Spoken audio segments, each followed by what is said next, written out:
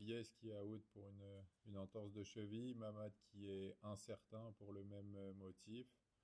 Et après, on a les suspensions de Yanis et Aruna pour ce match.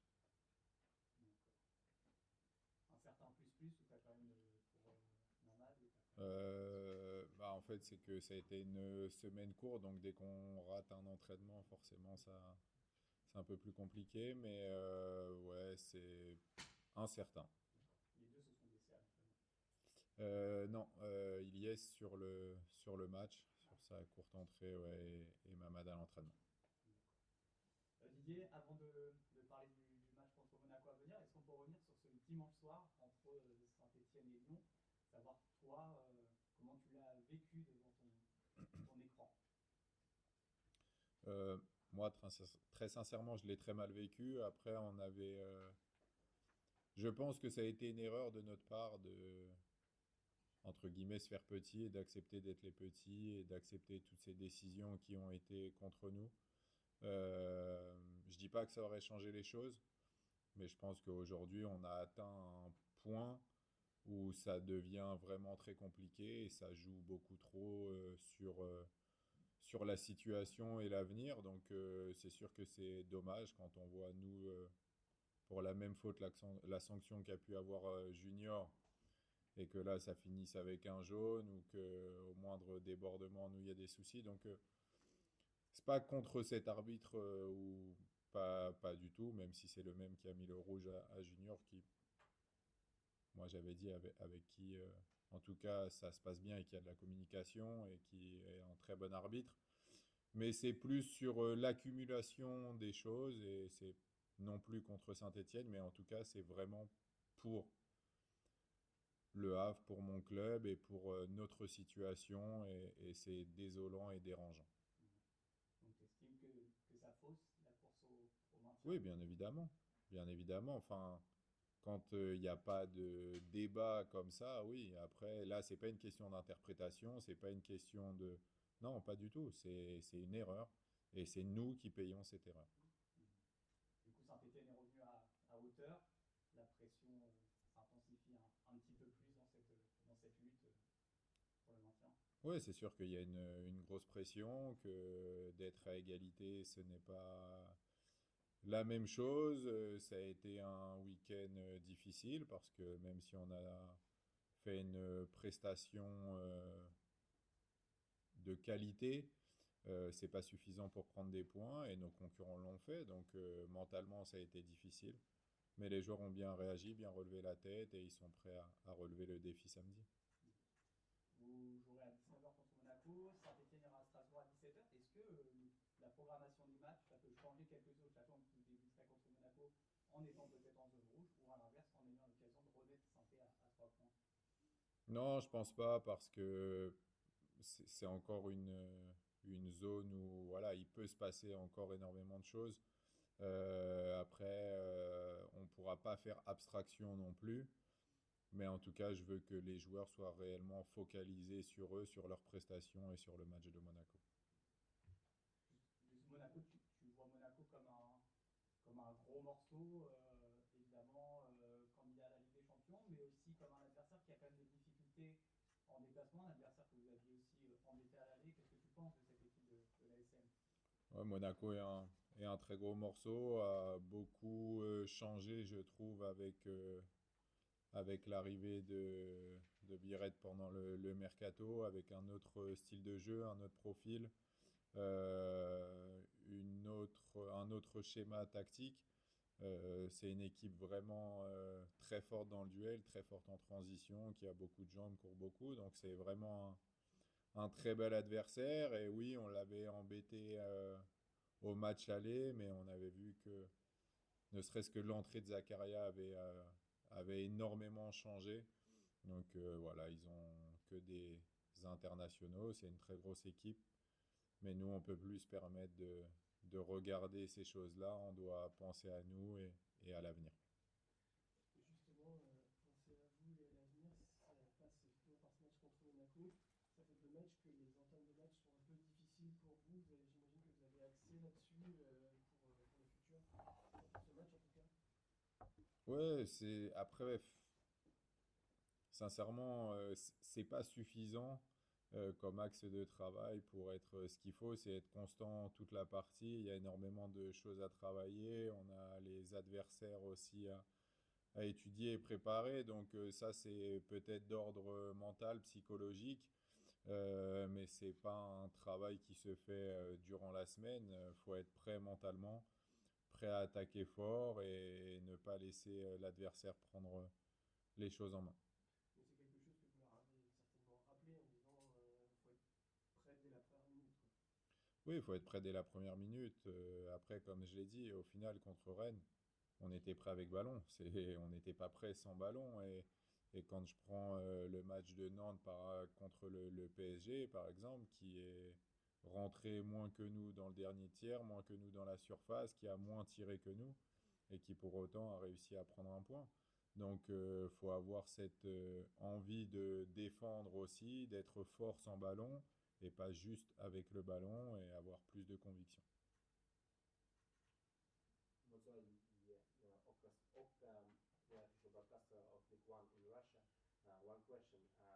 The Leverkusen scored one goal in the season in Monaco's gate. Does he have a chance to get out of the start versus Monaco? Yeah, he has a chance. He has training well, but after his long injury, it was a little bit difficult. But now I think he's in shape. He's in training with the team, and I think he can be in the squad. Bonjour Didier. Je reviens juste sur les absences Yacine et Mamad. Ça va peut-être être l'occasion à certains aussi de re-rentrer dans le 11, je pense peut-être à Rassoul.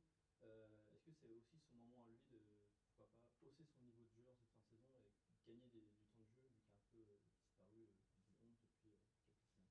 Juste, c'est Ilyes, c'est pas Yacine, hein. Et Yacine n'est pas suspendu? Non, c'est Yanis. Ah, pardon. Ouais. Après, sinon, on les appelle Bertrand, Raymond, comme ça, c'est bien éloigné, ça te trouble pas, hein, mais en tout cas, peu importe qui est suspendu, qui est apte, quoi qu'il arrive, l'entrée de Rasoul a été très bonne, ses entraînements sont très bons, son attitude est excellente, donc c'est un plaisir justement d'avoir ce joueur qui donne tout pour le groupe. Euh, Son entrée l'a récompensé parce que quand on est performant contre le PSG, ça donne beaucoup de confiance. Et j'espère vraiment qu'il va continuer comme ça, nous aider le plus possible et éventuellement recommencer des matchs aussi. Oui. Didier, puisqu'on en est au cas individuel, il y a un joueur qui apparaît en difficulté depuis plusieurs semaines, c'est Étienne Moutet. Tu avais dit un peu plus de tôt dans la saison, il ne faut pas oublier que c'est sa première vraie saison en tant que professionnel. Qu'est-ce que tu penses de sa mauvaise passe qui s'étire depuis maintenant un moment? Euh, je pense que c'est un jeune joueur qui est pour la première fois réellement dans une rotation, dans des entraînements collectifs, qui fait partie d'un groupe qui commence des matchs et qui apprend un peu les responsabilités. Il paye très certainement le fait que en jeune, ça a dû être un petit peu facile pour lui et qu'il n'a jamais eu à se mettre dans le rouge et à travailler très fort. Et quand on ne l'a pas en soi, c'est difficile. Il met en application, il est très à l'écoute, il a beaucoup d'envie, mais la confiance joue pour beaucoup. Donc, c'est à nous de l'accompagner. On a besoin de lui, surtout dans la période dans laquelle on est, les matchs qui nous restent et l'enjeu qui se joue. Donc, voilà, on est derrière lui et on va faire en sorte qu'on ait le plus de joueurs performants jusqu'à la fin, dont Étienne. Juste, vous avez fini au parc avec Mouanga en défense centrale. Est-ce que ça peut être une option, notamment samedi, où vous avez trop besoin de juniors au milieu de terrain, notamment de par l'absence de Mamad ce week-end? Oui, en fait, ça fait partie des réflexions que l'on a et le problème, c'est que on a réellement eu besoin et j'ai fait personnellement la demande d'avoir un joueur à ce poste pour cette philosophie de pouvoir ressortir le ballon par le milieu et avoir plus de joueurs plus haut en capacité de marquer. Et ce serait faire peut-être un pas en retrait, même si des joueurs se sont adaptés et le font de mieux en mieux. Donc c'est une réflexion et Junior, derrière est une possibilité parce qu'il nous permet de ressortir le ballon proprement et parce qu'il n'a pas aussi sa confiance qui est entamée. Donc, tout se jauge et se juge durant la semaine et après, on essaie de prendre les meilleures décisions possibles pour le bien de l'équipe et pour être le plus performant contre Monaco. Il y a Monaco ce week-end, il y aura Marseille et Strasbourg d'ici la fin. Est-ce que le HAC a encore les capacités pour jouer les troubles faits dans la course à l'Europe? Le HAC a notamment battu Lille en début d'année. Est-ce qu'on peut attendre du HAC d'être un arbitre de la course à l'Europe? Je peux être sincère, Oui. je m'en contrefous de la Coupe d'Europe. Moi, ce que je veux, c'est maintenir. Après, qui paye les pots cassés, c'est pas mon problème. Qui joue la Coupe d'Europe, c'est pas mon problème non plus. Et moi, ce que je veux absolument, c'est me maintenir. Donc après, oui, forcément, par ricochet, on sera un arbitre de la Coupe d'Europe. Mais tout comme ces équipes, euh, pour ne pas nous manquer de respect, sont un arbitre pour le maintien en Ligue 1. Donc voilà, le plus important pour moi, c'est vraiment, et c'est pour ça que je suis très gêné qu'on oublie Auxerre dans ce genre de situation, parce que ouais, on pense qu'au gros, comme si celui-là, il était facile, alors que les mecs se sont maintenus aisément et font une grosse saison. Donc je pense que c'est une grosse erreur de ne pas les citer, pour nous, dans notre tête en tout cas. C'est sûr qu'on sait que même là-bas, ça va être compliqué, voire très compliqué. Bonjour Didier. Bonjour.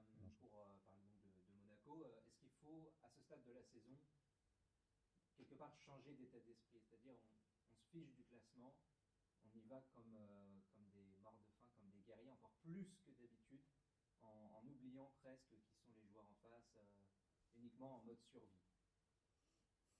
Bah, c'est un discours facile de dire ça.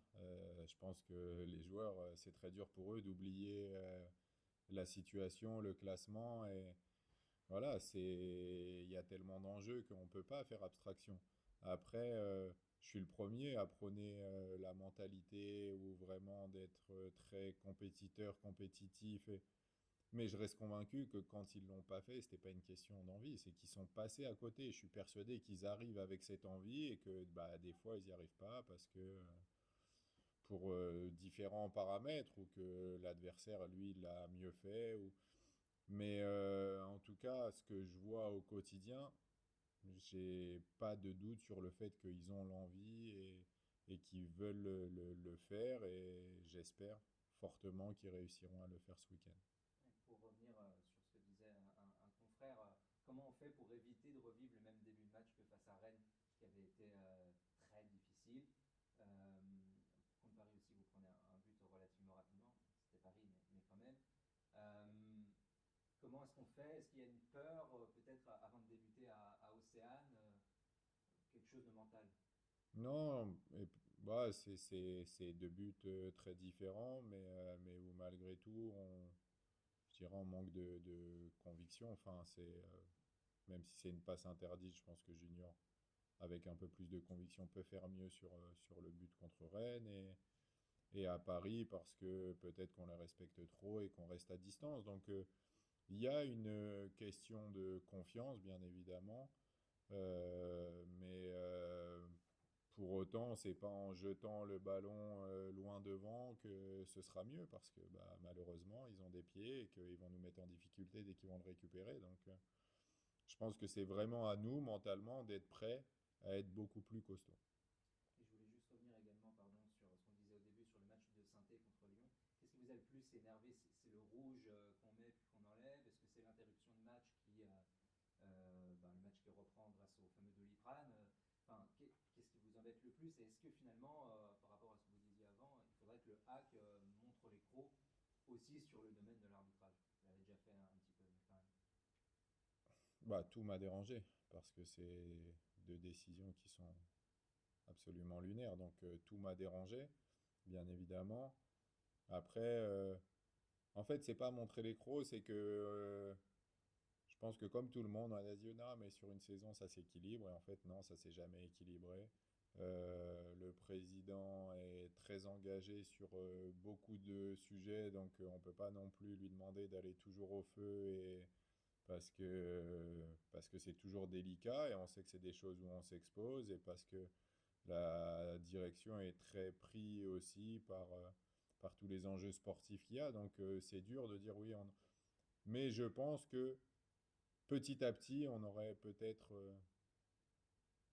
dû le faire un peu plus durement, mais on l'a fait, on a été écouté, on a eu droit à des excuses ou des... Mais en fait, nous, ça n'a jamais été public. Par contre, dès que c'est les autres, c'est de suite public et un communiqué et ci et ça. Quand c'est le Havre, jamais, et personne ne le sait, et c'est ce qui me dérange, en fait, de manquer de considération. Juste, est-ce qu'on peut avoir un mot sur Mathieu Gorgelin qui va succéder au pupitre? Il est pour la première fois de sa carrière titulaire en Ligue 1 à l'âge de 34 ans. Est-ce que, bon, au-delà de sa double boulette contre Rennes, est-ce qu'il t'épate de par ses performances depuis le mois de janvier? Euh, Bah après, moi, comme je l'ai au quotidien, je ne vais pas dire qu'il m'épate, parce que je savais qu'il pouvait le faire. Là où il m'a, là où il m'a marqué, là où je l'attendais énormément, et c'est ce que je lui avais dit après le match, c'était qu'est-ce qu'un sportif de haut niveau fait une fois qu'il est tombé.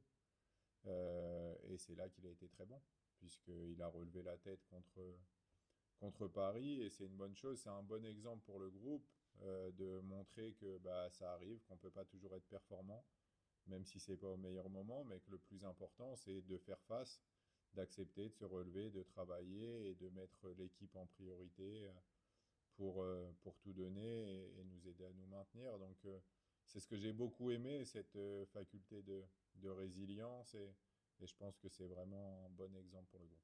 Sur son apport global depuis janvier, il est significatif, son apport.